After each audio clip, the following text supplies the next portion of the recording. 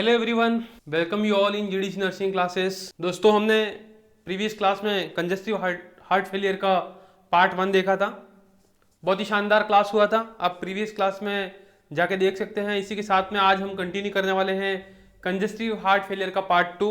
आज हम देखेंगे कि clinical manifestation, right side heart failure, left side heart failure, क्या डायग्नोस्टिक टेस्ट होंगे एंड उसका मैनेजमेंट पार्ट क्या होगा। तो आज बहुत शानदार क्लास होने वाली है दोस्तों। जल्दी से जल्दी लिंक को शेयर कीजिए अपने फ्रेंड सर्कल में, तो वो भी घर पे बैठ के इस क्लास का बेनिफिट ले सकते हैं। दोस्तों, हमने प्रीवियस क्लास में हार्ट फेलियर क्या होता है, उसका डेफिनेशन क्या होता है, उसके बारे में बहुत शानदार क्लास ली। उसके बारे में हमने what are the causes of heart failure वो हमने देखा। इसके बाद में हमने हार्ट फेलियर के टाइप्स कौन से हैं, what is right side heart failure, what is left side heart failure, forward heart failure, backward heart failure, systolic and diastolic failure, ये सब चीज़ें क्या होती है, हमने बहुत शानदार क्लास ली थी और बहुत ही पढ़ने में हमको मज़ा आया। ऐसे ही इसी कंटिन्यूशन के साथ में दोस्तों हम आज पढ़ने वाले हैं आगे का क्वेश्चन कंजेस्टिव हार्ट फेलियर का। तो हमारे क्लास के साथ में जुड़िए आप, और दोस्तों अपनी नोटबुक के साथ में बैठिए, नोट्स बनाइए, क्योंकि क्लास जो आज की है वो बहुत ही शानदार होने वाली है। जैसे आपको पता है कि कोई भी चीज़ अपन पढ़ते हैं तो उसका मैनेजमेंट पार्ट बहुत ही इंपॉर्टेंट पार्ट होता है, तो वो आज हम डील करने वाले हैं कंजेस्टिव हार्ट फेलियर का। और जैसे आपको पता है कि कंजेस्टिव हार्ट फेलियर एक बहुत ही शानदार टॉपिक है, क्वेश्चन एग्जाम में बहुत बार पूछे जाते हैं। तो इसी के साथ में हम कंटिन्यू करेंगे कंजेस्टिव हार्ट फेलियर का पार्ट 2। आपको वैसे पता है कंजेस्टिव हार्ट फेलियर होता क्या है, कंजेस्टिव हार्ट फेलियर क्या होता है उसके बारे में मैं ब्रीफ आपको बताऊंगा। Congestive heart failure we can say it is a heart unable to pump sufficient amount of blood to body। ठीक है, हार्ट क्या नहीं करेगा, सफिशिएंट और जितना बॉडी का रिक्वायरमेंट है, जो मेटाबॉलिक नीड कंप्लीट होनी चाहिए, पूरी होनी चाहिए, उसके अकॉर्डिंग क्या नहीं कर पाएगा, पंप नहीं कर पाएगा। ठीक है, उसका रीजन कुछ भी हो सकता है, कार्डियोमायोपैथी हो सकता है, वॉल्वुलर हार्ट डिसीज हो सकता है। ठीक है, इसके बाद में कंजेनाइटल हार्ट डिसीज हो सकता है, मायोकार्डियल इन्फेक्शन हो सकता है, कोरोनरी आर्टरी डिसीज हो सकता है, रीजन कुछ भी हो सकता है, जैसे कि हमने पढ़े थे। तो आज इसी के साथ में हम कंटिन्यू करने वाले हैं उसके क्लिनिकल मैनिफेस्टेशन क्या होने वाले हैं। दोस्तों, क्लिनिकल मैनिफेस्टेशन में हम left side heart failure and right side heart failure दोनों के बारे में बात करेंगे।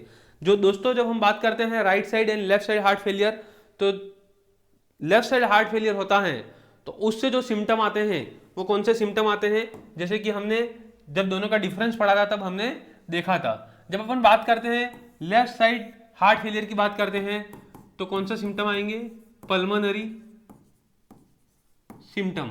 कौन से आएंगे, pulmonary symptom. But when are we are talking about right sided heart failure, ठीक है, तो कौन से सिम्टम आएंगे, सिस्टमिक सिम्टम आएंगे। अभी हम देखने वाले हैं कि what is the difference between systemic and pulmonary symptom. इसका मतलब यही है, बेसिक अपन देखेंगे कि जब अपन बात करते हैं पल्मोनरी और सिस्टमिक, तो जैसे कि ये 4 चैम्बर हैं, ठीक है, 4 चैम्बर है। आपको पता है कि ये क्या है, वॉल है, जिसको अपन बोलते हैं ट्राइकस्पिड वॉल, इसको pulmonary wall, this is aortic wall and this is mitral valve और बाइकस्पिड वॉल, ठीक है, बोला जाता है। अभी जब लेफ्ट वेंट्रिकल क्या होता है, फेल होता है, unable to pump adequate amount of blood, तो ये जो ब्लड है वो एओर्टा के थ्रू बाहर ना जाके कहां पर जाएगा, वापिस लेफ्ट एट्रियम में जाएगा, लेफ्ट एट्रियम के थ्रू वापिस कहां पर जाएगा, लंग्स में जाएगा। जब ब्लड लंग्स में जाएगा तो क्या होगा, पल्मोनरी सिम्टम देगा। क्या देगा, पल्मोनरी सिम्टम देगा, जैसे कि ब्रेथनेस होगा, ऑर्थोपनिया होगा, ऐसे सिम्टम आएंगे। अब क्या हो गया, जब यहां से ब्लड वापस गया लंग से, तो लंग से वापस कहां जाएगा, पल्मोनरी आर्टरी के थ्रू ब्लड वापस जाएगा, कहां पर जाएगा, राइट वेंट्रिकल में जाएगा। कहां पर जाएगा, राइट वेंट्रिकल में। जब राइट वेंट्रिकल में जाएगा तो राइट वेंट्रिकल के थ्रू वापस क्या होगा, प्रेशर बढ़ेगा तो राइट एट्रियम में जाएगा। तो यहाँ पर क्या हो रहा है, राइट वेंट्रिकल भी फेल हो रहा है, वापस ब्लड जा रहा है राइट एट्रियम में, राइट एट्रियम के थ्रू ब्लड जा रहा है वापस सिस्टमिक सर्कुलेशन में, मतलब इंफीरियर वेना का सुपीरियर वेना का उसमें से वापस जा रहा है। तो जब इंफीरियर वेना का से जा रहा है वापस लीवर में जाएगा, लीवर में जाएगा तो वापस कहाँ पर जाएगा, उसके थ्रू हिपेटिक वेन और वापस डाइजेस्टिव ट्रैक्ट में ऐसे ब्लड जाएगा। तो जब सिस्टमिक क्या आएंगे, सिम्टम आएंगे। तो जो आज हम दोनों बात करने वाले हैं दोनों हार्ट फेलियर की, कौन से दोनों हार्ट फेलियर, मतलब राइट साइड हार्ट फेलियर दोस्तों और लेफ्ट साइड हार्ट फेलियर में क्या क्या सिम्टम होने वाले हैं। तो जो सबसे पहला सिम्टम हम देखने वाले हैं वो है डिस्निया। डिस्निया का मतलब होता है डिफिकल्टी इन ब्रीथिंग होता है। क्या होता है, डिफिकल्टी इन ब्रीथिंग, ठीक है, डिफिकल्टी इन ब्रीथिंग होता है। किसका मतलब होता है, डिस्नी का मतलब होता है नॉर्मल जो रेस्पिरेशन होता है, जिसकी अपन बात करते हैं नॉर्मल रेस्पिरेशन होता है 12 to 20 breath per minute, it is normal respiration. If it is more than 20 breath per minute your respiration, we can say it is a tachypnea, the word. If it is less than 12 breath per minute, we can say it is a bradypnea. जो terminology दिया हुआ है वो अपने को याद रखना है। और यदि किसी पर्सन का क्या है, respiration less than 10 breath per minute हो रहा है तो वो किसका साइन दे रहा है, रेस्पिरेटरी डिप्रेशन का साइन दे रहा है। किसका, रेस्पिरेटरी डिप्रेशन का। तो डिसेप्निया का तो मीनिंग हमने देख लिया। नेक्स्ट अपन जो बात करते हैं ऑर्थोपनिया की बात करते हैं। ऑर्थोपनिया क्या होता है, जब कोई इंसान लेटा हुआ है, क्या है, लेटा हुआ है, मतलब क्या है, कोई इंसान है वो सोया हुआ है, क्या है, सोया हुआ है, सुपाइन पोजीशन में है, तो उसको क्या हो रहा है, ब्रीथिंग डिफिकल्टी हो रहा है, वह प्रॉपर क्या नहीं कर पा रहा है, ब्रीथ नहीं कर पा रहा है, तो उसको बोलते हैं अपन ऑर्थोपनिया। बट वो इंसान जब खड़ा हो जाता है, स्टैंडिंग पोजीशन में आता है, तो वो सिम्टम उसी के साथ में क्या हो जाते हैं, रिलीफ हो जाते हैं। तो we can say it is a orthopnoea. Next अपन बात करते हैं कफ और we can say it is a frothy sputum, ठीक है। नेक्स्ट बात करते हैं पल्मोनरी क्रैकल्स। पल्मोनरी क्रैकल्स क्यों आते हैं, उसका रीजन है, जैसे कि हमने देखा था कि क्या है, ये हार्ट है, ठीक है, चैम्बर है, जब लेफ्ट वेंट्रिकल फेल हो जाएगा तो वहां से लेफ्ट एट्रियम में ब्लड जाएगा और यहाँ से पल्मोनरी वेन के थ्रू वापस कहाँ पर चला जाएगा, लंग्स में ब्लड चला जाएगा। तो वहां पर क्या होगा, कंजेशन होगा, क्या होगा, कंजेक्शन, फ्लूइड वापस लंग्स में चला जाएगा, एल्वियोलाई में चला जाएगा। तो ये सिम्टम आएगा जिसको अपन बोलते हैं पल्मोनरी क्रैकल्स, ठीक है। नेक्स्ट जो सिम्टम की अपन जो बात करने वाले हैं दोस्तों, फटीग है और पर्सन को क्या होगा, कंफ्यूजन हो जाएगा। नेक्स्ट है साइनोसिस। साइनोसिस का मतलब क्या होता है आपको पता होना चाहिए। साइनोसिस का मतलब होता है ब्लूइश डिस्कलरेशन ऑफ स्किन। क्यों होता है ब्लूइश डिस्कलरेशन ऑफ स्किन, क्यों होता है, क्योंकि जो अमाउंट ऑफ ब्लड सप्लाई होना चाहिए वो ब्लड सप्लाई क्या हो रहा है, नहीं हो पा रहा है, किसको, टिश्यूज को, ठीक है। तो क्या हो जाएगा, स्किन ब्लूइश हो जाएगी, जिसको अपन बोलते हैं साइनोसिस बोलते हैं। नेक्स्ट है हीमोप्टेसिस। हीमोप्टेसिस का मतलब क्या होता है, शायद आपको पता होगा हीमोप्टेसिस का मतलब क्या होता है। हीमोप्टेसिस का मतलब ये होता है कि आपके स्पूटम के साथ में क्या आएगा, स्पूटम कंटेनिंग ब्लड, और जिसको अपन बोलते हैं ब्लड इन स्पूटम।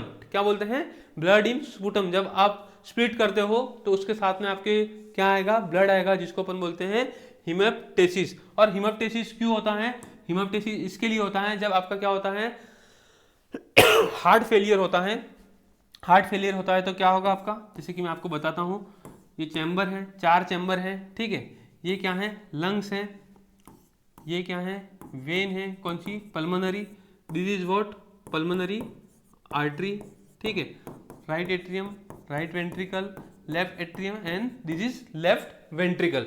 यहां तक हमने पढ़ा था। अभी क्या हुआ, जब यहां से ब्लड जा रहा है पल्मोनरी आर्टरी में, क्या हो गया, यहाँ पर वेसल है, प्रेशर बढ़ा तो क्या हो गया, प्रेशर बढ़ेगा तो ऑब्वियसली क्या होगा, कैपिलरी डैमेज हो सकती है, कैपिलरी रप्चर हो सकती है। जब कैपिलरी रप्चर होगा तो क्या होगा, स्पूटम है वो कहाँ पर आएगा, जो ब्लड है वो स्पूटम में आएगा और वो क्या होगा, स्पूटम के साथ में बाहर होगा, जिसको अपन बोलते हैं, क्या बोलते हैं, हीमोप्टेसिस। एक और वर्ड भी आप सुन सकते हो, हेमेटेमेसिस, हेमेटेमेसिस, ठीक है। इसका मतलब क्या होता है वो आपको पता होना चाहिए। हेमेटेमेसिस मतलब क्या होता है आपका, वॉमिटिंग के साथ में यदि ब्लड आता है, किसके साथ में, ब्लड इन वॉमिटिंग, ठीक है, we can say it is a haematemesis, ठीक है। ये उसका क्या होता है, मतलब होता है हेमेटेमेसिस का। नेक्स्ट जो अपन बात करते हैं, these are the symptoms of left sided heart failure. जैसे कि हमने देखा, डिस्निया देखा, ऑर्थोपनिया देखा, cough, pulmonary crackles, fatigue and confusion, cyanosis जिसको bluish discolouration of the skin बोलते हैं, और हीमोप्टेसिस ब्लड इन स्पुटम। ठीक है, तो ये कुछ सिम्टम हो गए। नेक्स्ट जो अपन बात करते हैं जो राइट साइडेड हार्ट फेलियर की, तो क्या होगा, पेरिफेरल एडिमा होगा। पेरिफेरल एडिमा क्यों होगा, क्योंकि जो आपका सर्कुलेशन जो राइट साइडेड हार्ट फेलियर हुआ है, तो जो आपका ब्लड है वो राइट साइडेड हार्ट फेलियर से कहां पर जाएगा, मतलब लेफ्ट वेंट्रिकल से वापस जाएगा ब्लड, सॉरी राइट वेंट्रिकल से ब्लड जाएगा वापस राइट एट्रियम से inferior vena cava, inferior vena cava के थ्रू ब्लड सिस्टमिक सर्कुलेशन में वापस जाएगा। तो क्या होगा, बॉडी के अंदर वॉल्यूम क्या होगा, बढ़ेगा। जब वॉल्यूम बढ़ेगा तब पल्मोनरी पेरिफेरल एडिमा होगा। नेक्स्ट है असाइटिस। असाइटिस का मतलब क्या होता है आपको पता होगा। असाइटिस मतलब fluid collection in peritoneal cavity. अभी क्या होगा, जैसे कि आपका ये अपन ने चैम्बर पढ़े थे, ठीक है, right atrium, right ventricle, left atrium और लेफ्ट वेंट्रिकल।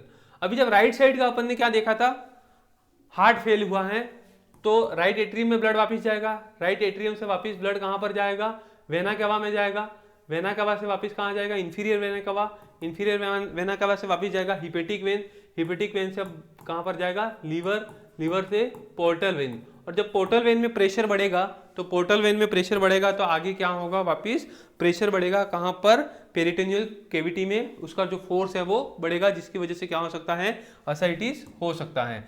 नेक्स्ट है हिपेटोमेगेली। इधर एक नाम लिया गया है मेगेली। मेगेली का मतलब है एनलार्जमेंट। ठीक है, what is the meaning of megaly, enlargement. और हेपेटो मतलब अपन बोलते हैं लीवर। क्या है, लीवर, मतलब एनलार्जमेंट ऑफ लीवर। क्यों होगा, ड्यू टू वेनस एंगोर्जमेंट।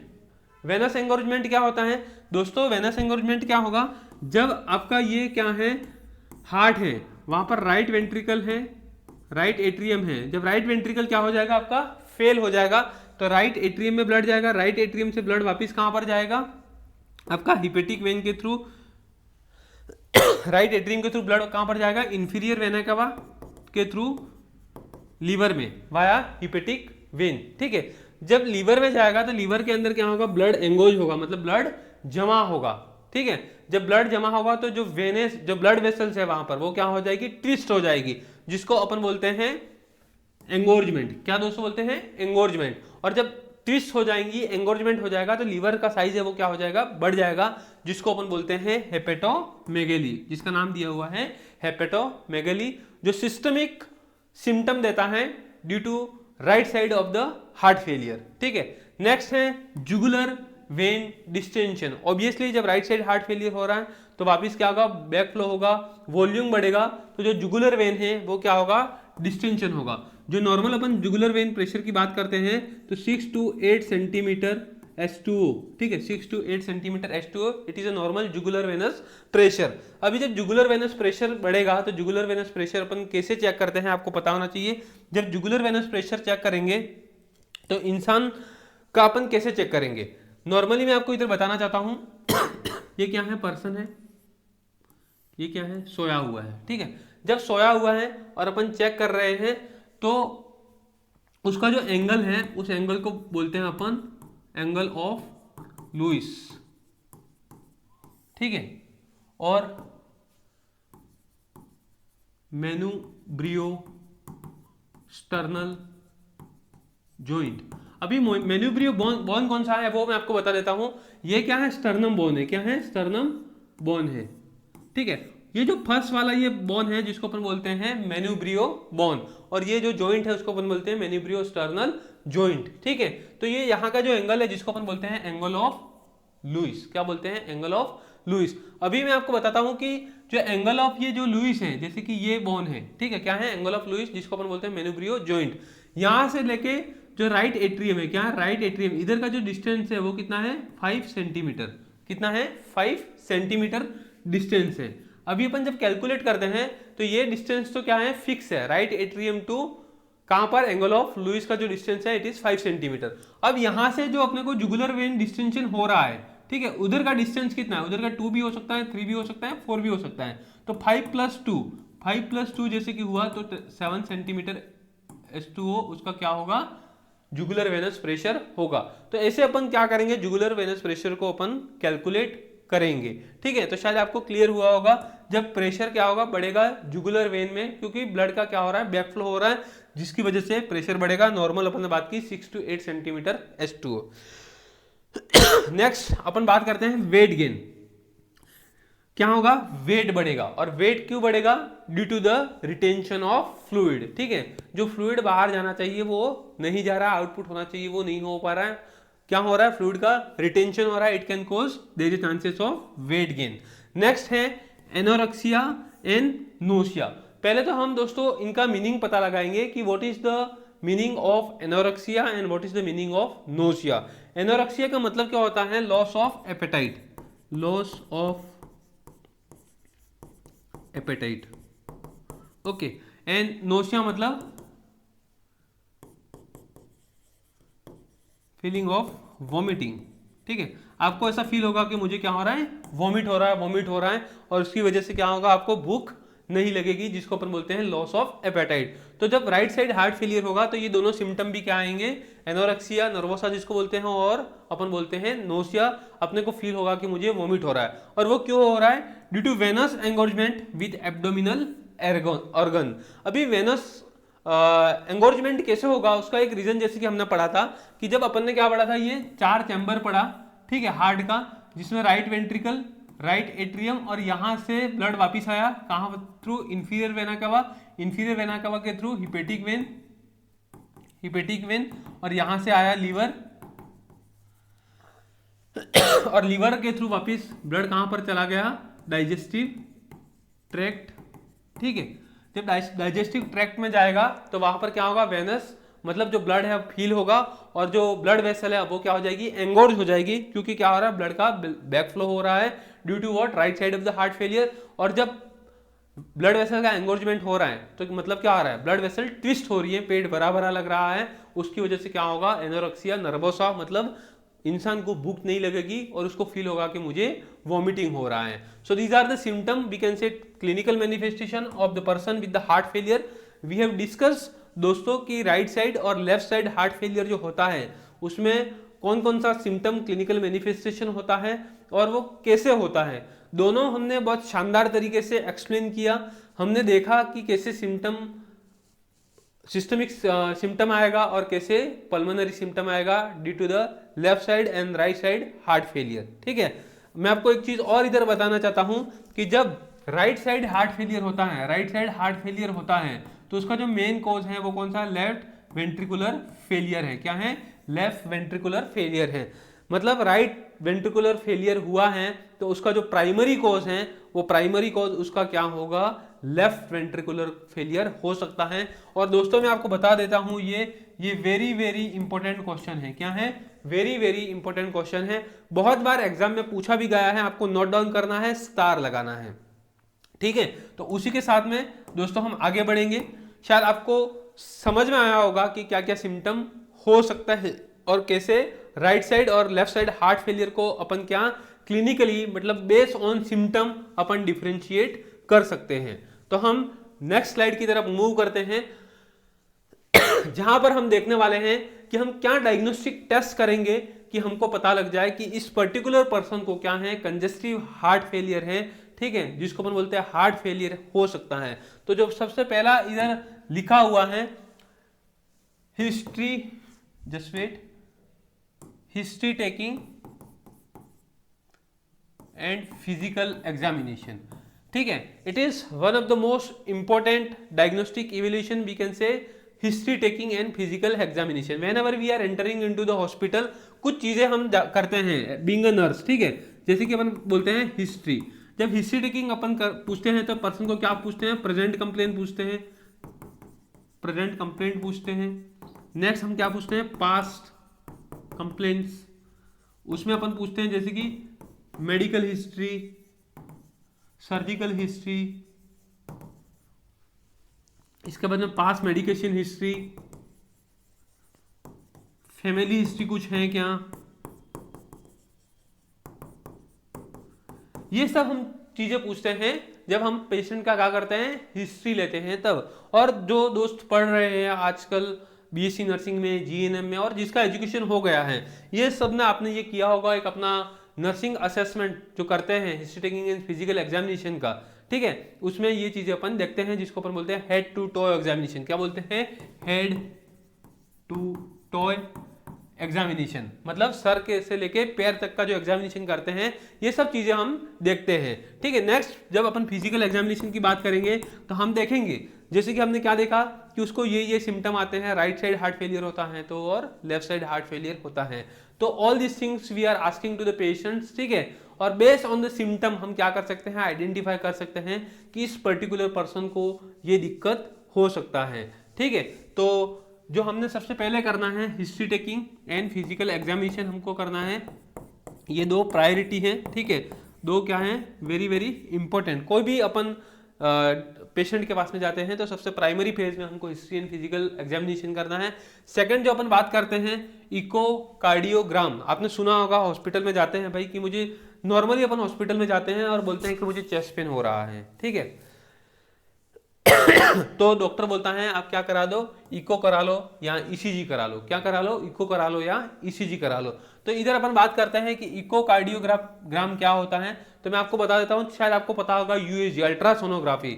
ऐसा इधर भी क्या होगा, आपका अल्ट्रासोनोग्राफी होगा, किसका? हार्ट का होगा, और वो पता लगाएगा आपका कि हार्ट काम कर रहा है कि नहीं कर रहा है, क्या पोजीशन है, ठीक है, वॉल्व काम कर रहे हैं कि नहीं कर रहे हैं, ठीक है, ये सब चीजें पता चलेगा। और ये इवेल्यूएट करेगा आपका इजेक्शन फ्रैक्शन। जो नॉर्मल इजेक्शन फ्रैक्शन है वो आपका आना चाहिए कितना, 55 to 70%। अभी मैं आपको दोस्तों एक चीज और बता देता हूं कि इजेक्शन फ्रैक्शन क्या होता है।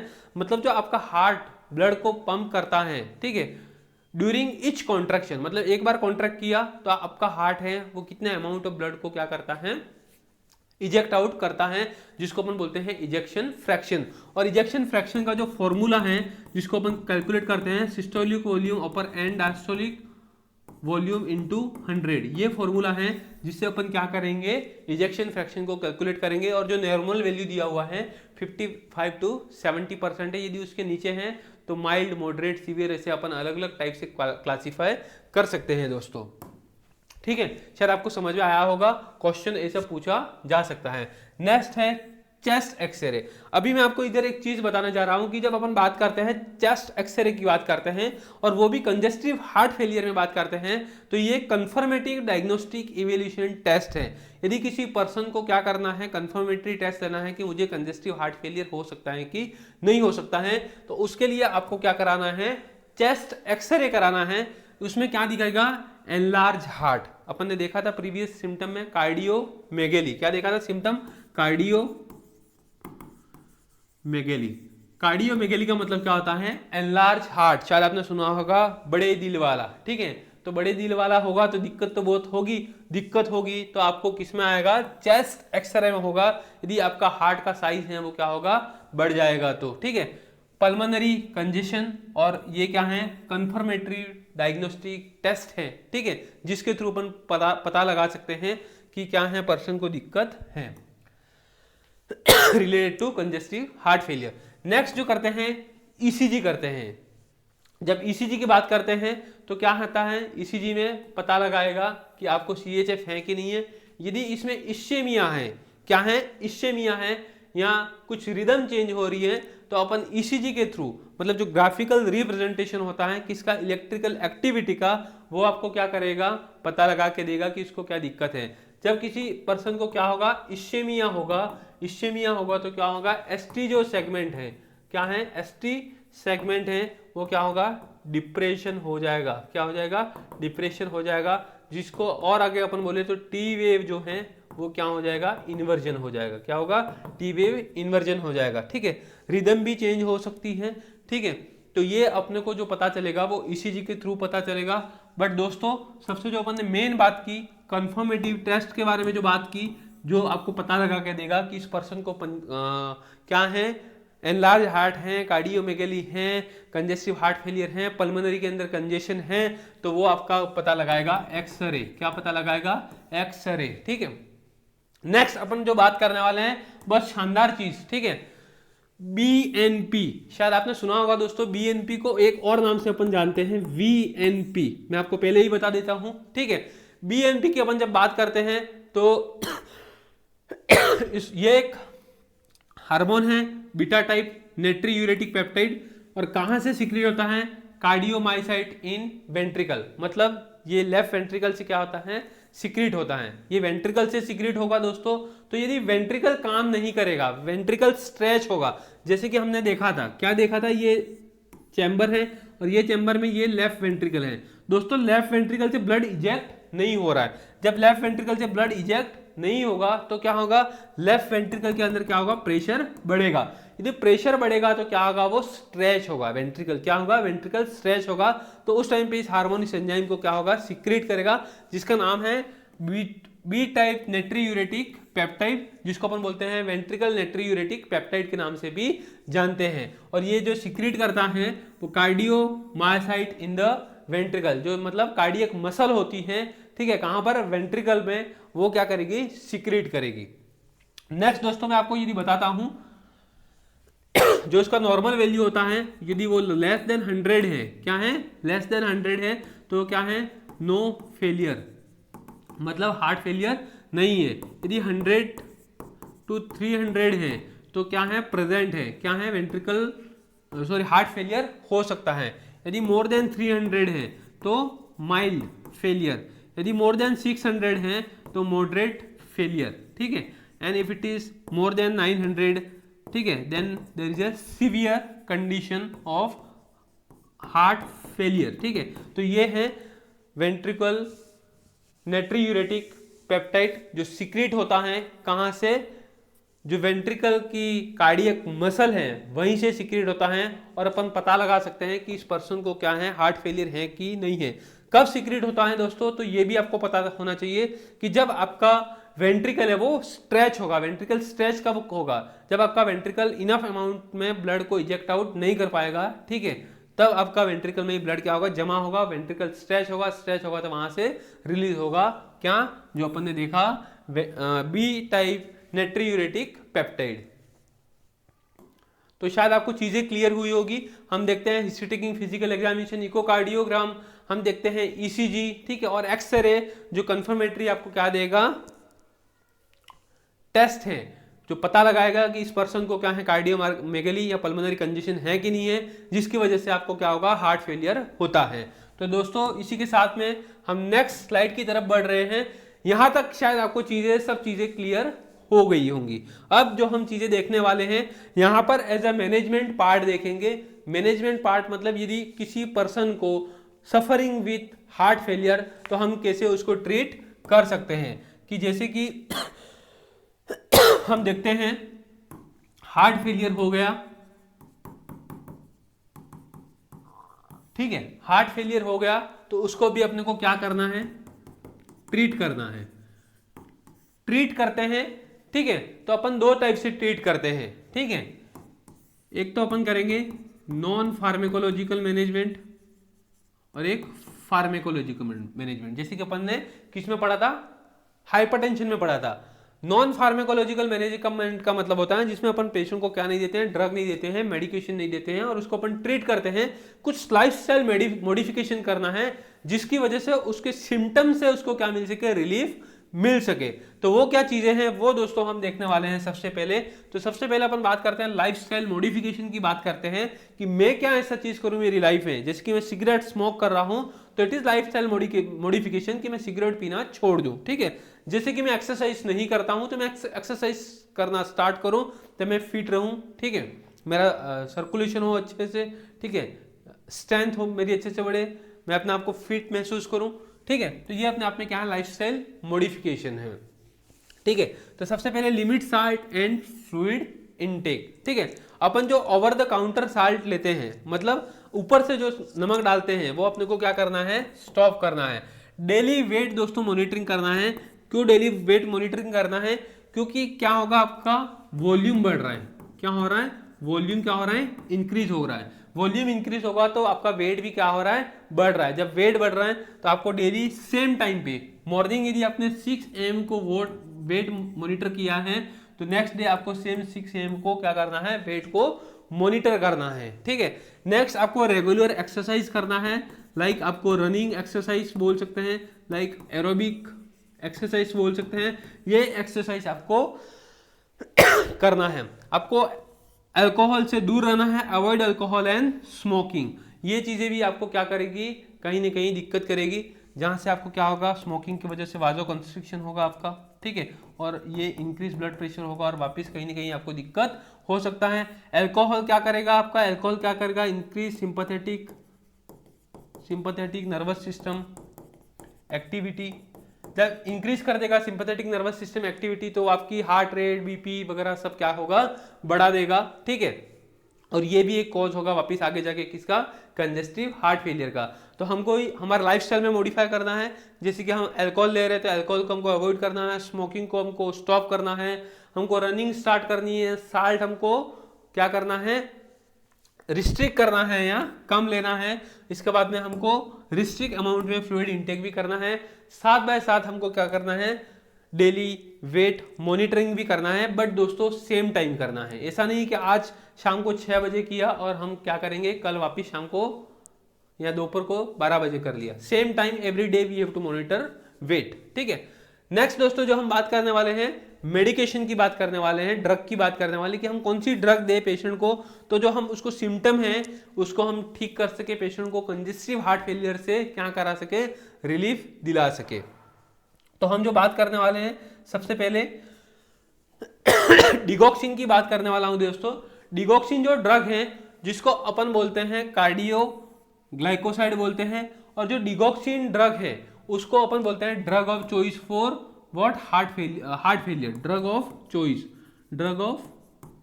Choice for heart failure. दोस्तों डिगॉक्सिन का दूसरा नाम भी आपने सुना होगा, लेनोक्सिन, आपने ये ड्रग का नाम सुना होगा डिगॉक्सिन।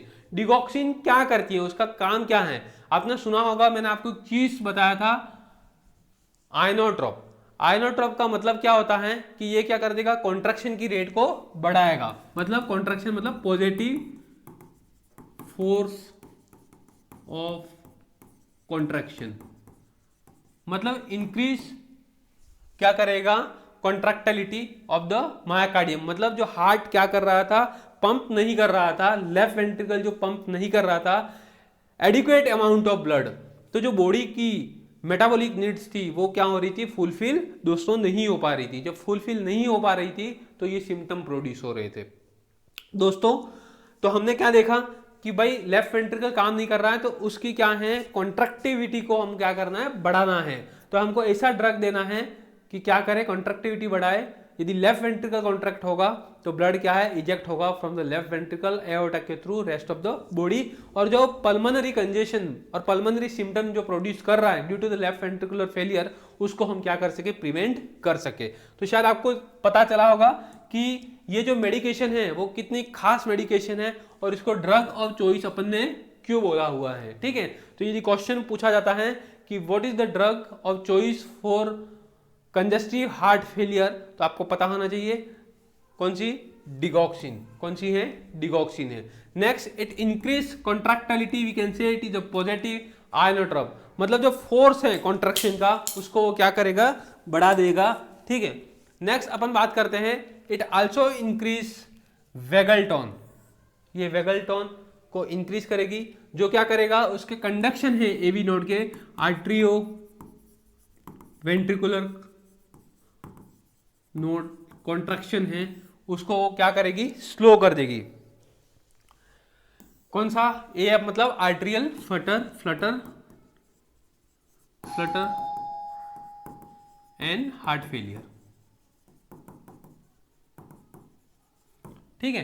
तो ये हमने देखा, it is also increase the vagal tone, क्या करेगा, ये एवी नोड जो कंडक्शन है उसको स्लो डाउन कर देगा, जिससे क्या होगा, AF atrial flutter and heart failure को क्या करेगा, कंट्रोल करके रखेगा। दोस्तों नेक्स्ट जो हम बात करने वाले हैं, क्या बीइंग अ नर्स हमको ध्यान रखना है जब कार्डियो ग्लाइकोसाइड ड्रग या मेडिकेशन अपन देते हैं, तो सबसे पहले तो हमको क्या करना है, पल्स रेट चेक करना है, और वो भी कौन सी, अपाइकल पल्स चेक करना है फॉर फुल 1 मिनट, 1 मिनट के लिए हमको चेक करना है। और जब हम चेक करेंगे तो उसका हार्ट रेट चेक करते हैं, और उसका heart rate less than 60 beats per minute नहीं होना चाहिए। If it is less than 60 beats per minute then we have to hold the medication. तो नर्सिंग जो रिस्पॉन्सिबिलिटी है आपकी, ये प्राइम रिस्पॉन्सिबिलिटी है, आपको पता होना चाहिए। मेडिकेशन देने से पहले उसका अपन हार्ट रेट चेक करें। Next, check serum digoxin level. Therapeutic जो लेवल है जिसका नॉर्मल वैल्यू है 0.8 to 2.0 nanogram per ml। Normal direct question यहाँ से दोस्तों पूछा हुआ है कि what is the therapeutic level of digoxin, ठीक है। So it is normal 0.8 to 2.0 nanogram per ml। दोस्तों जब अपन मेडिकेशन देते हैं तो इस मेडिकेशन का क्या है, साइड इफेक्ट है टॉक्सिसिटी की वजह से। तो उसका कौन कौन सा साइन है? First we can say there is nausea, vomiting जैसा फील होगा, वॉमिटिंग, विजन चेंज हो जाएगा, और जो विजन चेंज होगा वो क्या होगा, येलो एंड ग्रीन हेलोस, ठीक है। और एक और आपको जो इधर दिखाई देगा जब अपन क्या करेंगे, ब्लड इन्वेस्टिगेशन करेंगे, सीरम इलेक्ट्रोलाइट लेवल चेक करेंगे। Whenever we are monitoring serum electrolyte तो हम दो चीजें दिखते हैं, सोडियम एंड पोटेशियम मेनली देखते हैं। तो इस पर्सन में जिसमें डिगॉक्सिन टॉक्सिसिटी हुआ है उसमें क्या होने का चांसेस हो सकता है, हाइपर कैलीमिया हो सकता है। सो this is about the drug cardiac glycoside, और उस ड्रग का नाम है डिगॉक्सिन, और इस ड्रग को अपन बोलते हैं drug of choice for heart failure patient.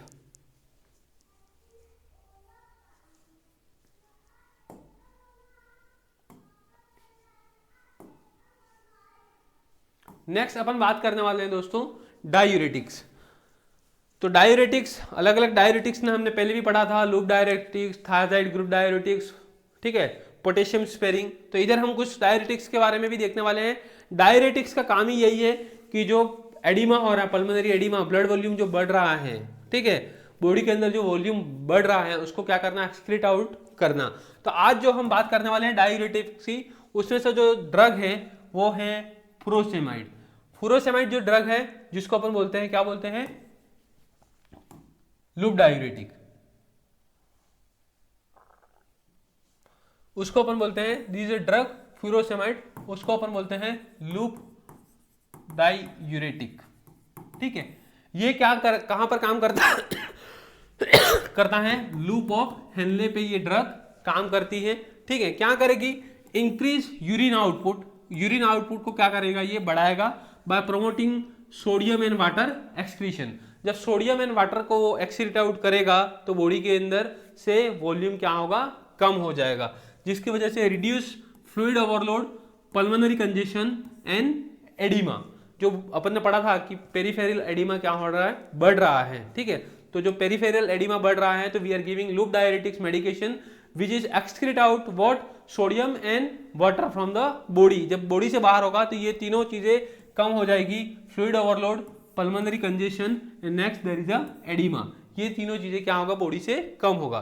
Drug है फ्यूरोसेमाइड जिसको अपन बोलते हैं लूप डायूरेटिक्स। दोस्तों बीइंग अ नर्स हमको क्या ध्यान रखना है, वो हमको पता होना चाहिए कि हम नर्स है तो हमको क्या करना है। तो जैसे कि हमने देखा कि जब मेडिकेशन देते हैं अपन loop diuretics, obviously urine output आपका क्या हो जाएगा, बढ़ जाएगा।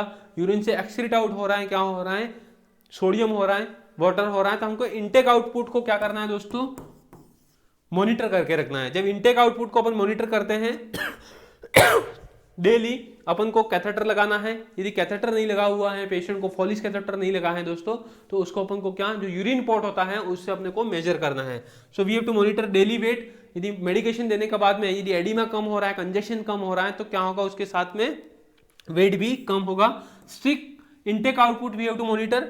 चेक इलेक्ट्रोलाइट, ठीक है, उसमें अपन को सोडियम पोटेशियम चेक करते हैं, blood urea nitrogen and creatinine अपन चेक करेंगे, ठीक है। Next, monitor for sign of dehydration, dizziness और टिनेटिस। क्यों हो सकता है, ऑटोटॉक्सिसिटी हो सकती है। तो ये कुछ साइन है डिहाइड्रेशन की वजह से, ठीक है, और डिजीनेस की वजह से, या टिनाइटस जिसको अपन बोलते हैं tingling sensation in the year, और ये क्या कॉज करेगा, ऑटोटॉक्सिसिटी कॉज करेगा। सो this is about the drug diuretics. और जो हमने देखा कौन सी ड्रग, लूप डायूरेटिक्स, जो क्या कर देगा, जो वॉल्यूम ओवरलोड हुआ है बॉडी के अंदर, जो एडिमा हुआ है, जो पल्मोनरी कंजेशन है, उसके सिम्टम को ये क्या कर देगा, कम कर देगा, और पर्सन को क्या मिलेगा, रिलीफ मिलेगा। नेक्स्ट अपन जो बात करते हैं इसके एडवर्स इफेक्ट क्या हो सकते हैं मेडिकेशन के। तो जैसे कि हमने पढ़ा था, क्या पढ़ा था कि दोस्तों वो क्या करेगा, एक्सक्रीट आउट कर देगा किसको, सोडियम एंड वाटर को। तो वो क्या करेगा, हाइपोकैलीमिया भी हो सकता है, पोटेशियम लेवल किया, कमी होगी तो पर्सन को क्या हो सकता है, हाइपोकैलेमिया, हाइपोनेट्रीमिया हो सकता है, सोडियम कम हो जाएगा, ठीक है, इधर पोटेशियम कम हो जाएगा। What is the normal value, 3.5 to 5.1 milliequivalent per litre, और सोडियम होता है 135 to 145 milliequivalent per litre, ठीक है। यदि 135 से कम हो जाएगा तो अपन बोलते हैं हाइपोनेट्रीमिया। डिहाइड्रेशन हो सकता है क्योंकि बॉडी से फ्लूइड क्या हो रहा है, एक्सक्रीट आउट हो रहा है।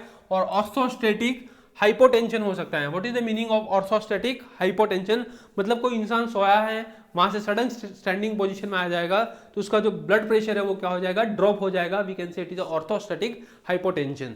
नेक्स्ट अपन बात करते हैं ototoxicity, specially with rapid IV bolus और हाई डोज। मतलब ये जो ड्रग है जिसकी अपन बात करते हैं लूप डायरेटिक्स, यदि हमने इंजेक्ट कर दिया, क्या एक साथ से इंजेक्ट किया, रैपिडली इंजेक्ट किया, तो उसको क्या हो सकता है, ऑटोटॉक्सिसिटी हो सकता है, डिजीनेस हो सकता है, tingling sensation in the year हो सकता है, ये कुछ सिम्टम प्रोड्यूस कर सकता है। तो ये एडवर्स इफेक्ट आ सकते हैं दोस्तों, तो उसके बारे में हमको ध्यान रखना है।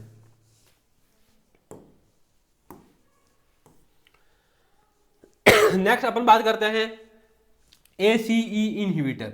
ACE इनहिबिटर क्या है वो हमको पता होना चाहिए। पहले तो ACE इनहिबिटर की अपन जब बात करते हैं तो एंजियोटेंसिन कन्वर्टिंग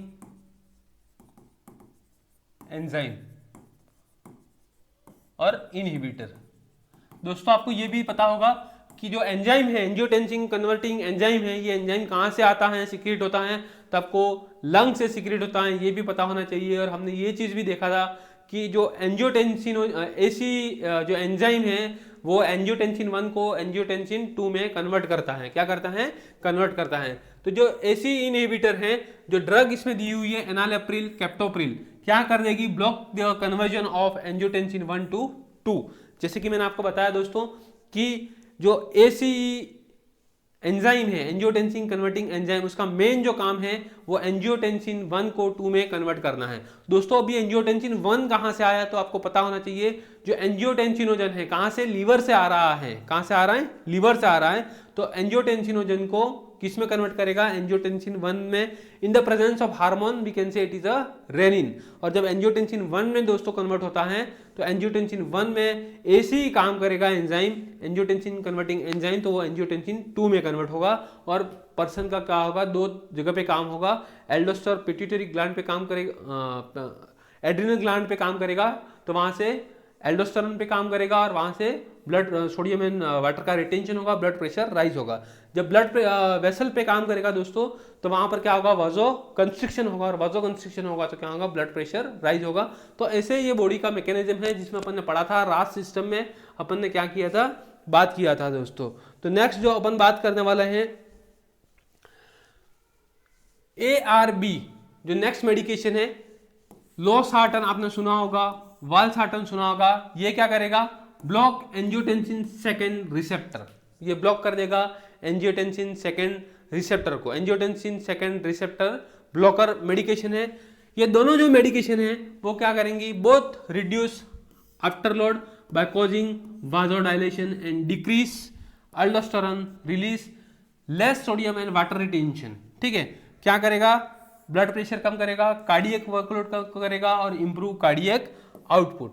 तो दोस्तों ये कैसे काम करता है, ACE और ARB दोनों मेडिकेशन तो आपको पता होना चाहिए। इधर एक चीज लिखा हुआ है जो मैंने बहुत शानदार तरीके से लिखा हुआ है, जब दोनों काम करेगा तो ये क्या कर देगा, आफ्टर लोड को कम करेगा दोस्तों।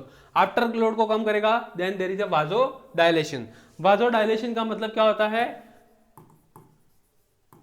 Blood vessel, dilating blood vessel. जब ब्लड वेसल डायलेट होगा तो एल्डोस्टेरोन लेवल भी क्या होगा, कम होगा। जब एल्डोस्टेरोन लेवल कम होगा, डिक्रीज एल्डोस्टेरोन रिलीज होगा, तो क्या होगा, सोडियम और वाटर का क्या होगा, रिटेंशन भी कम होगा। जब सोडियम एंड वाटर का रिटेंशन कम होगा तो क्या होगा, ब्लड प्रेशर कम हो जाएगा। इसकी वजह से कार्डियक वर्कलोड कम होगा दोस्तों, और कार्डियक वर्कलोड कम होगा तो जो नेक्स्ट चीज होगी वो क्या होगा, जो कार्डियक आउटपुट कम हुआ था वो क्या हो जाएगा, बढ़ेगा। और कार्डियक आउटपुट ऑब्वियसली कम हुआ था और बढ़ेगा, तो जो लेफ्ट वेंट्रिकुलर फेलियर हुआ था, मतलब क्या था, पंप नहीं कर पा रहा था, वो पंप ज्यादा करेगा, जिसकी वजह से क्या हो रहा है, ब्लड का फ्लो ज्यादा होगा थ्रू द एओर्टा।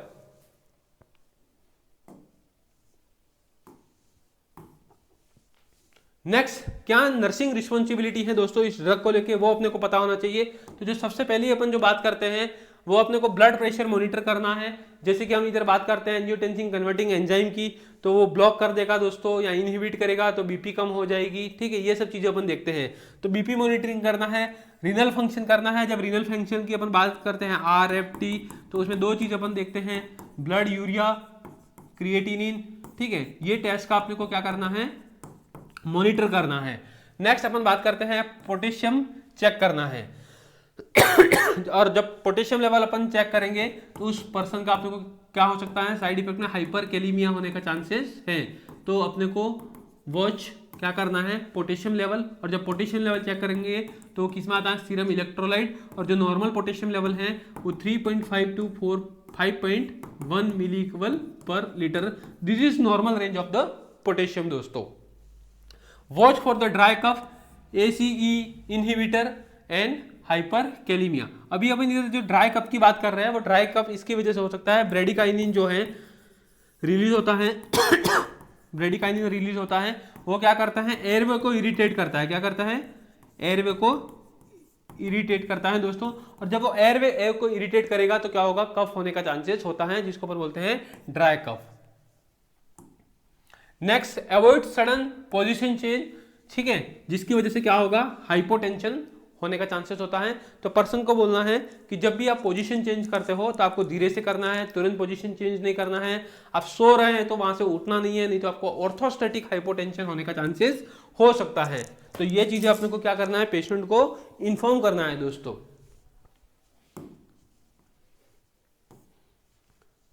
नेक्स्ट जो मेडिकेशन की अपन बात करने वाले हैं वो है बीटा ब्लॉकर। कौन कौन सी मेडिकेशन है दोस्तों बीटा ब्लॉकर में, मेटाप्रोलोल एंड कार्विडिलोल, ये कुछ मेडिकेशन है जो एग्जाम्पल है बीटा ब्लॉकर के। ये बीटा ब्लॉकर है, वो क्या काम करते हैं, बीटा एड्रिनर्जिक जो रिसेप्टर होता है उसको वो क्या कर देते हैं, ब्लॉक कर देते हैं। whenever it blocks the beta adrenergic receptor it reduce the heart rate and myocardial oxygen demand। जब हार्ट रेट कम होगा तो ऑब्वियसली बॉडी में जो ऑक्सीजन की डिमांड बढ़ी थी वो भी कम होगा। जब ऑक्सीजन की डिमांड बढ़ी थी वो कम होगा तो जो हार्ट फंक्शन डिमिनिश हुआ था, जो लेफ्ट वेंट्रिकल क्या नहीं कर पा रहा था, काम नहीं कर पा रहा था इनफ अमाउंट में, सफिशिएंट अमाउंट में, क्या नहीं कर पा रहा था, कॉन्ट्रैक्ट नहीं कर पा रहा था और ब्लड को इजेक्ट नहीं कर पा रहा था, वो क्या करेगा और वो हार्ट फंक्शन था वो इंप्रूव होगा and there is increase survival in CHF। मतलब जो कंजेस्टिव हार्ट फेलियर हुआ था उसका सर्वाइवल रेट है वो दोस्तों क्या हो जाएगा, ज्यादा हो जाएगा। सो this is about beta blocker, how the beta blocker will work in the body by blocking the beta adrenergic receptor. It will reduce heart rate and increase myocardial oxygen demand. Sorry, it will reduce heart rate and reduce myocardial oxygen demand। और जब demand कम होगा तो जो improve होगा क्या होगा, heart का function, और उसकी वजह से कंजेस्टिव हार्ट फेलियर जो पर्सन को था उसके सर्वाइवल मतलब ठीक होने का जो चांसेस है वो क्या हो जाएगा, बढ़ जाएगा। नेक्स्ट, जब नर्सिंग कंसिडरेशन की बात करते हैं तो अपने को पल्स रेट चेक करना है, ठीक है, क्योंकि हार्ट रेट इधर कम हो रही है। बीपी भी अपने को क्या करना है, मॉनिटर करना है। एंड जब अपन ये चीजें देखते हैं तो जब अपन मेडिकेशन देते हैं दोस्तों, वेरी वेरी इंपॉर्टेंट है, जब बीटा ब्लॉकर मेडिकेशन देते हैं तो उसके पहले अपने को हार्ट रेट चेक करना है। और हार्ट रेट यदि less than 50 beats per minute है तो मेडिकेशन को दोस्तों होल्ड कर देना है। जैसे कि हमने डिगॉक्सिन में जो कार्डियक ग्लाइकोसाइड ड्रग है उसमें देखा था कि यदि heart rate apical pulse less than 60 beats per minute है तो हमको मेडिकेशन को होल्ड करना है दोस्तों। सेम हियर, जब अपन बीटा ब्लॉकर देते हैं तब भी अपने को यदि heart rate less than 50 beats per minute है तो मेडिकेशन को अपने को होल्ड करके दोस्तों रखना है।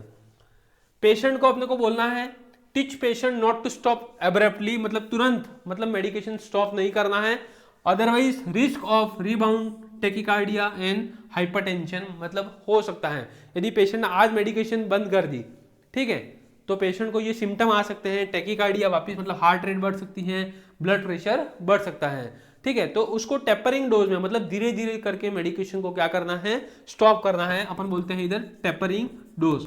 टेपरिंग डोज, तो उसको वो सिम्टम वापिस नहीं आएगा और पेशेंट को क्या होगा, कंजेस्टिव हार्ट फेलियर का सर्वाइवल रेट बढ़ जाएगा। ठीक है, सिम्टम वापिस क्या नहीं होगा, रिबाउंड नहीं होगा दोस्तों। नेक्स्ट जो मेडिकेशन है यहां पर हम बात करने वाले हैं वो एल्डोस्टेरोन एंटागोनिस्ट है। यहां पर ये मेडिकेशन है वो एल्डोस्टेरोन जहां रिलीज होता है वहां पे काम करेगा, और जो मेडिकेशन है वो स्पाइरेनोलेक्टोन है और एप्लिरिनोन मेडिकेशन है। ये क्या करेगा, ब्लॉक करता है एल्डोस्टेरोन को, और जब एल्डोस्टेरोन को ब्लॉक करेगा तो promote sodium and water excretion while retaining potassium, मतलब सोडियम और वाटर का क्या करेगा, वो एक्सक्रीट आउट करेगा बॉडी से, और उसकी जगह पे वो क्या करता है, पोटेशियम है जिसके अपन बात करते हैं K+, ठीक है, उसको क्या करेगा, बॉडी के अंदर रिटेन करेगा। तो जिसकी वजह से यदि एक्सक्रीट आउट किसको करता है, वाटर को और सोडियम को करता है, तो बॉडी के अंदर से क्या हो जाएगा, वॉल्यूम कम होगा, तो एडिमा क्या होगा, कम हो जाएगा दोस्तों। नेक्स्ट नर्सिंग रिस्पॉन्सिबिलिटी क्या रहेगा, we have to monitor for potassium level, क्योंकि इधर क्या हो सकता है, रिस्क है दोस्तों किसका, हाइपर कैलीमिया का, क्योंकि जब अपन मेडिकेशन देखते हैं स्पाइरेनोलेक्टोन, ठीक है, जिसको अपन बोलते हैं एल्डोस्टेरोन एंटागोनिस्ट, तो वो सोडियम एंड वाटर का तो एक्सक्रीट आउट कर रहा है, बट पोटेशियम को बॉडी के अंदर क्या कर रहा है, वो वापिस रिटेन कर रहा है। जब रिटेन कर रहा है तो बॉडी के अंदर दोस्तों पोटेशियम का लेवल बढ़ेगा, तो उस पर्टिकुलर पर्सन को अपने को बोलना है कि आपको क्या करना है, पोटेशियम रिच डाइट नहीं लेना है, स्टॉप करना है, नहीं तो अदरवाइज क्या हो जाएगा, बढ़ जाएगा। तो अपने को सीरम इलेक्ट्रोलाइट मॉनिटर करना है और अवॉइड पोटेशियम सप्लीमेंट, यदि कुछ अदर सप्लीमेंट ले रहा है, पोटेशियम ले रहा है, तो उसको अपने को बोलना है आपको नहीं लेना है दोस्तों। So this is about the drug spironolactone and it is a medication aldosterone antagonist. Next जो हम बात करने वाले हैं, ये तो मेडिकेशन की बात हुई, बट दोस्तों कि हर पेशेंट मेडिकेशन से ठीक हो जाए वो जरूरी नहीं है। कुछ पेशेंट्स होते हैं जिनको सर्जिकल इंटरवेंशन के थ्रू भी जाना होता है, उनको सर्जरी भी करना जरूरी पड़ सकती है, तो वो कौन सी सर्जरी है उसके बारे में भी हम देखेंगे दोस्तों।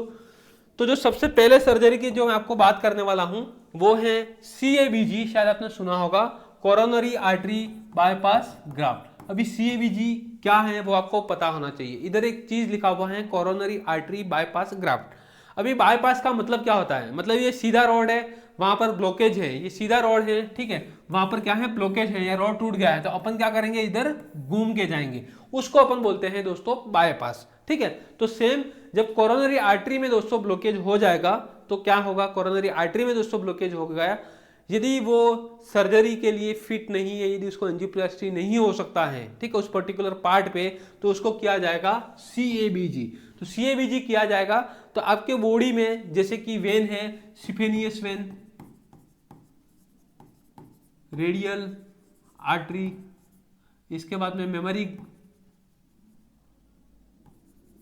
ठीक है, ये कुछ आर्टरीज और वेन है जिसको क्या किया जाएगा, वहां से लिया जाएगा, और उसको जो ये एओर्टा है, ठीक है, सॉरी ये कोरोनरी आर्टरी है, कोरोनरी आर्टरी है, तो यहां पर यदि ब्लॉकेज है तो ये एओर्टा वाला पार्ट इधर, और जहां पर ब्लॉकेज है उसके बैक साइड में यहाँ पे एक बाईपास बना दिया जाएगा, जिसको अपन बोलते हैं कोरोनरी आर्टरी बाईपास बोलते हैं। क्या बोलते हैं, कोरोनरी आर्टरी बाईपास। आप ये देख सकते हो इधर ब्लॉकेज है, ये क्या है, एओर्टा है, तो यहाँ पर एओर्टा के थ्रू कनेक्ट करेंगे, और इधर उसके बैक साइड में जहाँ पर ब्लॉकेज है उसको बाईपास करेंगे, तो इसको क्या कर देंगे अपन, अवॉइड करेंगे, और बाईपास बनाएंगे तो क्या हो जाएगा, एडिक्वेट अमाउंट ऑफ ब्लड मिलेगा, जो ischaemia, lack of blood supply हो रहा था वो रुक जाएगा, उसका नाम है कोरोनरी आर्टरी बाईपास ग्राफ्टिंग। ठीक है, नेक्स्ट है वॉल रिपेयर और रिप्लेसमेंट, जिसमें अपन बात करते हैं, यदि मेन कॉज की बात करते हैं, लेफ्ट वेंट्रिकुलर फेलियर होता है, ठीक है,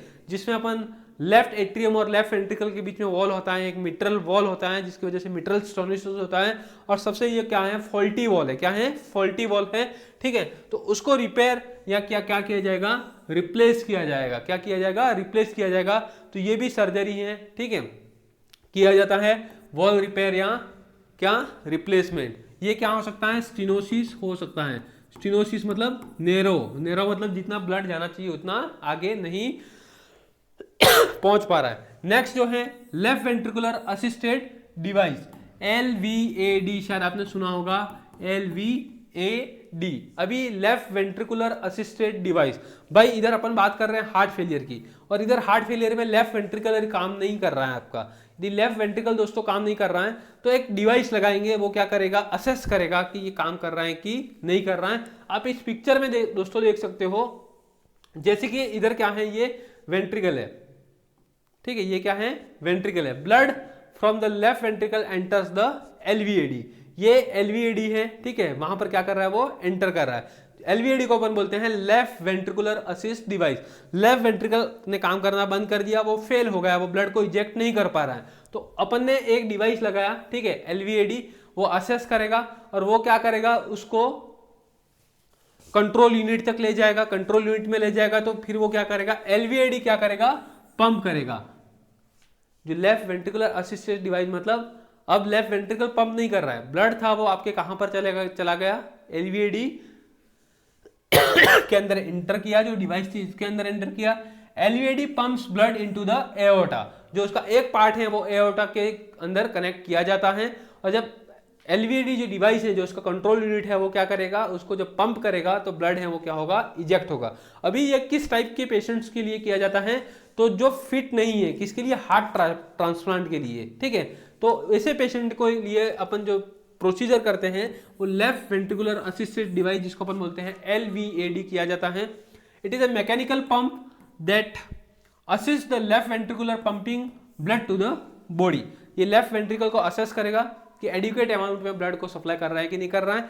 दूसरा ये काम है ब्रिज टू ट्रांसप्लांट, ठीक है, temporary support until heart transplant होगा, ठीक है। मतलब किसी पर्सन को हार्ट ट्रांसप्लांट करना है बट कोई पर्सन नहीं मिल रहा है, डोनर नहीं मिल रहा है, ठीक है, रेसिपिएंट तो रेडी है करने के लिए बट डोनर तो मिलना चाहिए, अभी डोनर नहीं मिल रहा है, तो तब तक तो पेशेंट को काम चलाना है। काम चलाने के लिए जो सर्जरी किया जाएगा उसमें ये हेल्प करेगा LVAD। नेक्स्ट डेस्टिनेशन थेरेपी बोला जाता है, permanent support for patient not eligible for transplant.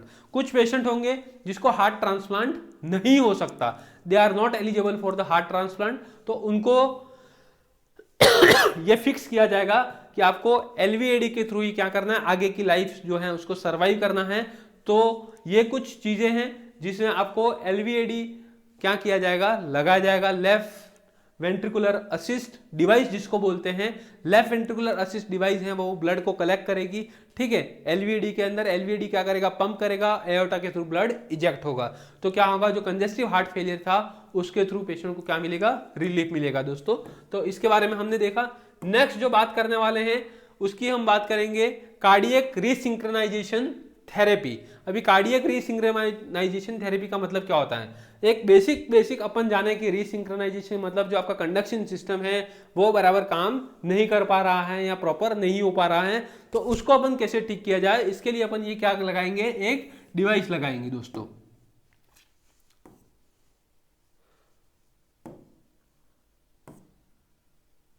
Okay, so cardiac resynchronization therapy की बात करते हैं। So it is a biventricular pacing device. Biventricular मतलब राइट वेंट्रिकल और लेफ्ट वेंट्रिकल दोनों जगह पे लगाएंगे। जब अपन ये बात करते हैं कि CRT, जिसको शॉर्ट फॉर्म से अपन जानते हैं कार्डियक रीसिंक्रोनाइजेशन थेरेपी, तो ये 3 जगह पे लगेगी। जैसे कि ये हार्ट है, ठीक है, जिसमें अपन ने पढ़ा था राइट एट्रियम ने अपन ने पढ़ा था, राइट वेंट्रिकल पढ़ा था, लेफ्ट एट्रियम पढ़ा था अपन ने, लेफ्ट वेंट्रिकल पढ़ा था। तो जो ये डिवाइस है यहां पर लगेगी और राइट एट्रियम में लगेगी, राइट वेंट्रिकल में लगेगी और लेफ्ट वेंट्रिकल में लगेगी, ठीक है, जहां पर ये काम करेगी वहां से। Congestive heart failure with ventricular conduction delay, मतलब जो कंडक्शन सिस्टम है, इलेक्ट्रिकल इंपल्सेस जो जनरेट हो रही है वो क्या नहीं हो रही है, प्रॉपर नहीं हो पा रही है, उसमें क्या है, रुकावट है या डिले है। Example left bundle branch, it coordinates contraction of left and right ventricle, improve ejection fraction, reduce symptom and enhance exercise capacity। so दोस्तों जो लेफ्ट एंड राइट वेंट्रिकल में जब कॉन्ट्रैक्शन होगा तो ब्लड क्या होगा, इजेक्ट आउट होगा। मतलब जब राइट वेंट्रिकल कॉन्ट्रैक्ट करेगा तो पल्मोनरी वॉल के थ्रू, पल्मोनरी आर्टरी के थ्रू ब्लड जाएगा लंग्स में, और जब लेफ्ट वेंट्रिकल कॉन्ट्रैक्ट करेगा तो एओर्टा के थ्रू ब्लड क्या जाएगा, बाहर जाएगा सिस्टमिक सर्कुलेशन में। तो दोस्तों ये इसमें हेल्प करेगा। जो दोनों का कोऑर्डिनेशन है उसको क्या करेगा, वो बनाएगा, दोनों एक साथ से कॉन्ट्रैक्ट करेंगे। जो कंडक्शन डिले हो रहा था, एक आगे और एक पीछे हो रहा था, वो क्या करेगा, ठीक करेगा, और वो है कार्डियक रीसिंक्रोनाइजेशन थेरेपी। और यहां पर आप देख रहे हो CRT पेसमेकर, CRT पेसमेकर, ठीक है, जो इलेक्ट्रिकल इंपल्सेस है, जो कोऑर्डिनेशन बिठा रहा है, वो आपका जो क्लेविकल होता है, क्या होता है क्लेविकल, उसके नीचे ये इस डिवाइस को लगाया जाता है। ये डिवाइस है वो आर्टरी के थ्रू, वेन के थ्रू, कहां पर, राइट एट्रियम में, राइट वेंट्रिकल में और लेफ्ट वेंट्रिकल में प्लेस किया जाता है दोस्तों। तो जिसको अपन बोलते हैं कार्डियक रीसिंक्रोनाइजेशन थेरेपी जो बोलते हैं, जो आपका क्या है, कोऑर्डिनेट करेगा, क्या कोऑर्डिनेट करेगा, contraction of left and right ventricle को दोस्तों कोऑर्डिनेट करेगा। और जो आपका कंडक्शन डिले हो रहा था, जो इलेक्ट्रिकल इंपल्सेस जनरेट हो रही थी, वो डिले हो रहा था, उसको दोस्तों ठीक करेगा। नेक्स्ट जो अपन बात करने वाले हैं, एक डिवाइस, ठीक है, जो अपन ने पेस मेकर में बात की। अब अपन जो बात करें कि यदि अरेथमिया है, यदि रिदम ठीक नहीं है, तो उसको यदि ठीक करने के लिए एक डिवाइस काम करती है, उसको अपन बोलते हैं इम्प्लांटेबल कार्डियोवर्टर डिफिब्रिलेटर, ठीक है, इम्प्लांटेबल कार्डियोवर्टर डिफिब्रिलेटर। ये क्या काम करती है, CHF with risk of life threatening arrhythmias, like अपन ने पढ़ा था ventricular tachycardia and atrial fibrillation, ठीक है, या वेंट्रिकुलर फिब्रिलेशन। यदि क्या है, लाइफ थ्रेटनिंग अरेथमियास है, ठीक है, इरेगुलर रिदम, ठीक है, या तो हार्ट रेट ज्यादा है या रिदम एबनॉर्मल है, उसको ये क्या करेगा, ठीक करेगा। इट डिटेक्ट्स एबनॉर्मल रिदम, जो आपके रिदम क्या है, एबनॉर्मल है, उसको क्या करेगा, पहले तो वो पता लगाएगा एंड डिलीवर और shock to restore normal rhythm. शायद आपको पता होगा कि हम शॉक देते हैं पेशेंट में, कोई पेशेंट क्या है, एंड स्टेज पे है, ठीक है, वो प्रॉपर सर्वाइव नहीं कर पा रहा है, वेंटिलेटर पे था, अब उसका ECG फ्लेट आ रहा था, अपन CPR देते हैं, CPR देते देते अपन उसको शॉक देते हैं, जिसको अपन बोलते हैं डिफिब्रिलेटर देते हैं, शायद आपने सुना है होगा। तो डिफिब्रिलेटर देते हैं, उसका काम ही यही है, जो आपका एबनॉर्मल रिदम है, अरेथमिया हुआ है, उसको क्या करना, नॉर्मल रिदम में उसको क्या करना, रिस्टोर करना। तो यही काम करेगा ये डिवाइस जो अपन लगाएंगे लेफ्ट साइड, ठीक है, कहां पर, बिलो द क्लेविकल बोन। ये क्या करेगा, आपको पहले तो रिदम को पता लगाएगा दोस्तों कि ये रिदम जो है वो नॉर्मल है कि नहीं है। यदि एबनॉर्मल है तो उसको वो डिटेक्ट करेगा, डिटेक्ट करने के बाद में शॉक देगा, जब शॉक देगा, ठीक है, इंपल्सेस जनरेट करेगा, तो वो नॉर्मल में क्या होगा दोस्तों, कन्वर्ट होगा impulses. It prevents sudden cardiac death, मतलब जो कार्डियक डेथ हो सकती है, जैसे कि रेस्पिरेटरी अरेस्ट होता है, कार्डियक अरेस्ट होता है, और पर्सन की डेथ हो सकती है, उसको क्या करेगा दोस्तों, ये प्रिवेंट करेगा। सो ये एक और एडवांस ट्रीटमेंट आया है, जिसको अपन बोलते हैं इम्प्लांटेबल कार्डियोवर्टर डिफिब्रिलेटर। डिफिब्रिलेटर का मतलब ये होता है कि अपन जब पेशेंट को शॉक देते हैं, तो इधर भी एक शॉक दी जाती है, बट ये एक डिवाइस देगी, ठीक है, जो डिवाइस क्या है, इम्प्लांट की जाएगी, और जब आपका एबनॉर्मल रिदम को क्या करेगा, वो डिटेक्ट करेगा, तो वो क्या करेगा, शॉक देगा, तो आपके नॉर्मल रिदम को वो रिस्टोर करेगा। सो this is about implantable cardioverter defibrillator दोस्तों। सो इसी के साथ में आज का टॉपिक हमने फिनिश किया है दोस्तों।